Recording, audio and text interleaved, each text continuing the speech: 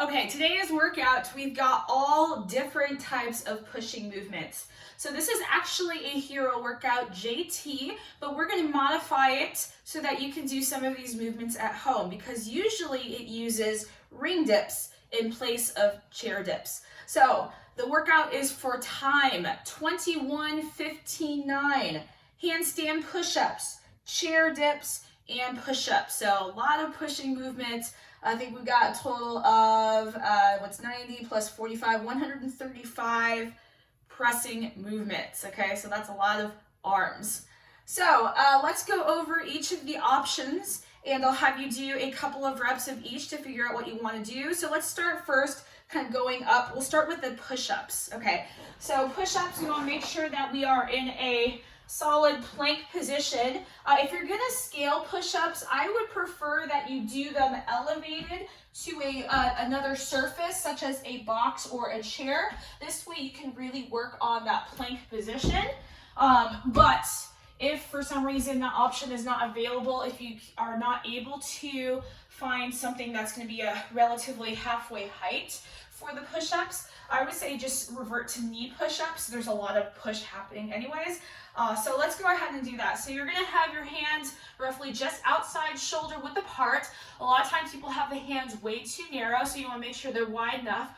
And another thing that I find helps me in the push-up is not to look straight at the floor. So you don't wanna curve the neck down and do your push-up where your head touches first. You actually want to make sure that your chest is touching first. So I actually look ahead, I actually tilt the chin up slightly in the push-up so that my chest is the first to lead. And then to initiate the push-up, I actually think about squeezing the shoulder blades back. So if you were to retract your shoulder blades back in their sockets, that should be the first movement of a push-up as you're going down.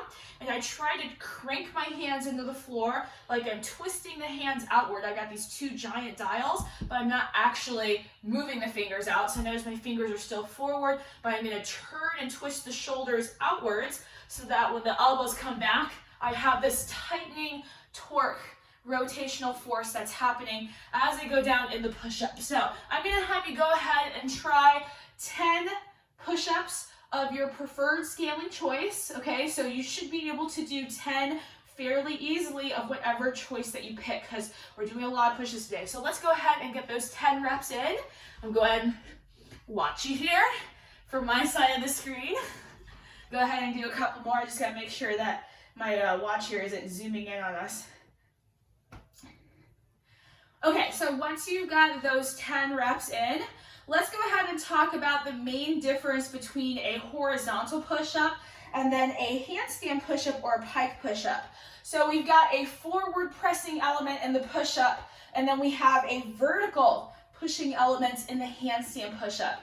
So if you're gonna opt to do pike push-ups today, and you can actually practice and work up to your handstand push-up by elevating your feet on a chair or your knees on a chair. You want to make sure that you're getting in the vertical element, okay? So that you're pressing your head through the window like we're in a downward dog. So in downward dog, we usually press our head towards the toes.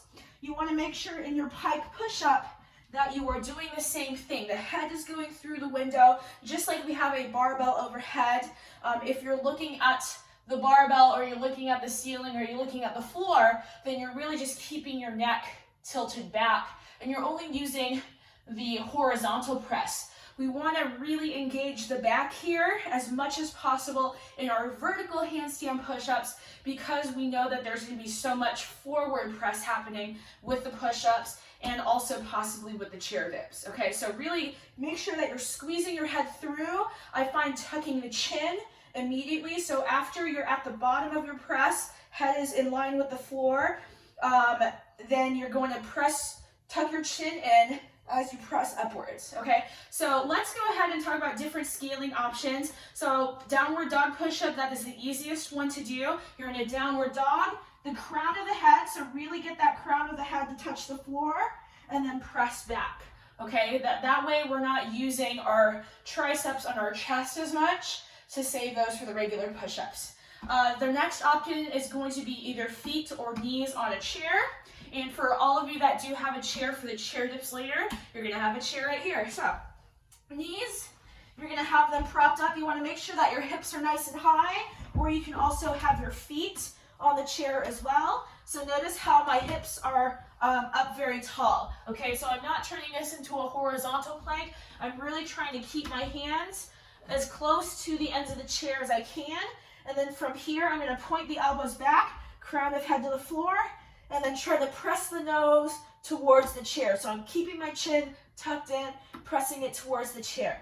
Go ahead and get 5 to 10 reps of your preferred. And if you're gonna do a handstand push-up against the wall and you will have the capabilities to kip a handstand push-up, you can do that today. So really use those legs to your advantage. So when you're kipping, just to give you some pointers on handstand push-ups, so you're gonna go into that tripod position. You wanna make sure that your hands are in your eyesight, okay? If your hands are to the side, if you can't see them, then you're not gonna be able to get as strong of a push. So have the hands slightly in front so you can see them. You're gonna keep your tailbone against the wall. You're really gonna tuck your knees down as far as you can. So notice how I'm literally trying to get my knees almost to the armpits, but I'm not allowing my butt to come off the wall. So knees to armpits, then you're gonna fire your hips as hard as you can and go straight up. Now, if you do not usually do handstand push-ups, this is not a time I would recommend you to do those today. So I would only say do this if you have the comfort to do handstand push-ups and you know that you're going to be able to get through 45 in a relatively, not too long amount of time, okay? If you can probably get at least 20 a minute, if I were to say like put a minute on the clock, get 15 to 20 handstand push-ups, you could probably do that. Then I would say go with the full option for handstand push-ups today. You could also scale by, if you have an ab mat or a pillow, having that pillow or ab mat under your head, give it a little bit of elevation, okay? So whatever you're doing, I hope you got a few reps of those in. Chair dips, okay, so this is the last one we gotta talk about. So normally we have ring dips, and ring dips we're leaned forward a bit and we're pushing to the side. So it is still very horizontal, but we are engaging our back a little bit more in the chair dips. So there's a couple of options. Now the preferred option is to have 2 chairs, 2 equal level chairs or equal level boxes, and you're going to be placing a hand on each one. And you're going to be having your feet forward. You're going to send your hips down so that your triceps are on the same line as the shoulders, and you're going to press straight up. So notice how I'm dipping my chest forward. I'm not staying like back. You want to make sure that those elbows point back and that your hands stay right next to your ribs on the way down, okay? So that's the option for the double chair dip. If you have the single chair dip, you just need 1 chair. Your hands are going to be a little bit further behind you. And so this is a much more scaled option. The double chair is usually a little bit harder. So you can have your feet flat and go straight down. You can have your feet propped on the ankles or the heels. This usually makes it a little bit harder, okay? So those are different options that you have for chair dips.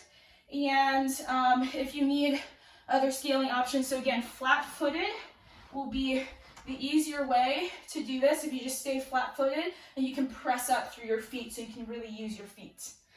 So that's the movement standards for the workout. So again, it's for time 21:15:9.